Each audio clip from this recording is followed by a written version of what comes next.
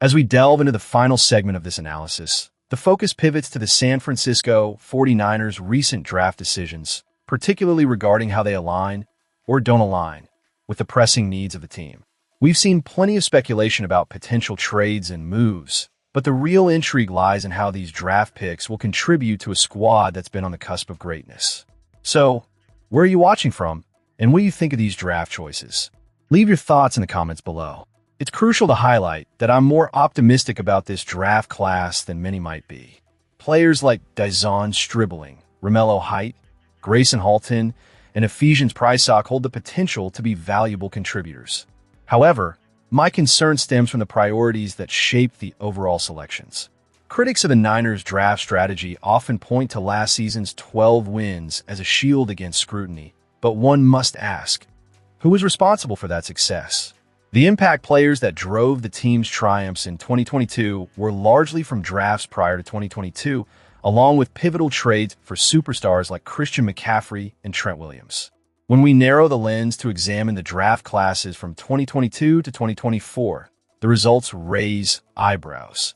Beyond Brock Purdy, who has truly made a mark, the 2022 draft yielded Purdy and Nick Zakelj, a backup that's unlikely to even make the roster this season.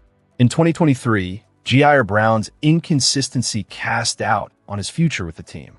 And while 2024 brought in a solid starter in Dominic Puni and some decent secondary players, the overall contribution from these three drafts, 26 picks yielding one impactful player and just a couple of average starters, boils down to a dismal hit rate of 15%. This begs the question, where's the process faltering? Stribling, in particular, is viewed as a hybrid replacement for Brandon Aiyuk and Jawan Jennings, while Height is expected to step in for Bryce Huff. The 49ers draft seemed fixated on replacing departed players rather than addressing the critical matchups where they struggled last season.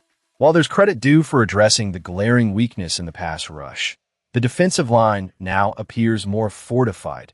Two significant matchup issues remain unaddressed. The first of these concerns lies with the offensive line. The Niners have shown an inability to push Seattle's defensive tackles off the line, a persistent problem that was not sufficiently addressed in the draft. The selection of tackle Carver Willis, while speedy with a 4.71 shuttle time, neglects the pressing need for power. In a draft rich with guards who possess both speed and strength, such as Jalen Farmer, the 49ers' choice feels like a misstep, leaving them ill-prepared for the challenges posed by division rivals. Then there's the glaring hole at free safety. Marquez Sigel struggled mightily last season, with a quarterback rating against him of 133. Yet, the Niners opted not to select any safety in the draft, settling instead for the undrafted free agent Jalen Stroman, who is more of a run stuffer than a reliable coverage option. This oversight, combined with a scarcity of viable free agent options, leaves the team vulnerable heading into the upcoming season. It seems that execution issues are slipping through the cracks as decisions are made by a coaching staff, perhaps too focused on scheme fits rather than addressing tangible needs on the field. Shanahan himself has acknowledged the importance of player evaluation, but there's a troubling pattern emerging. He admitted to watching highlight tapes rather than full game footage, which can lead to skewed perceptions of a player's true abilities. While highlights showcase strengths, they often gloss over weaknesses. Take Danny Gray, for instance. His highlight reel may have dazzled, but game tape showed a player with concerning issues, specifically a penchant for body catches that left him unable to be a deep threat. That oversight cost the Niners a valuable third-round pick. In the case of Stribling, Shanahan felt the urgency of the moment, believing there was a 50% chance he wouldn't last until the 40th pick.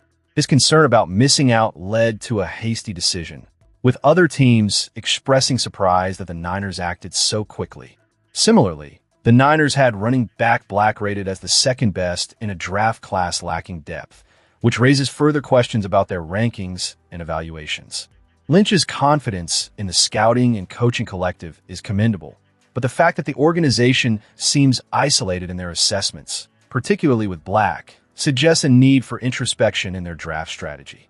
The priorities seem misaligned, with an overemphasis on scheme fits at the expense of filling critical gaps on the roster. While these issues are indeed correctable, the historical record gives little confidence that we'll see a meaningful shift in approach. As we look forward, rookie minicamp is set for May 8th to 9th, a pivotal moment for these newcomers to prove their worth. The stakes are high for the 49ers as they aim to rebound from past disappointments and position themselves as serious contenders. Let's keep our eyes on the developments ahead.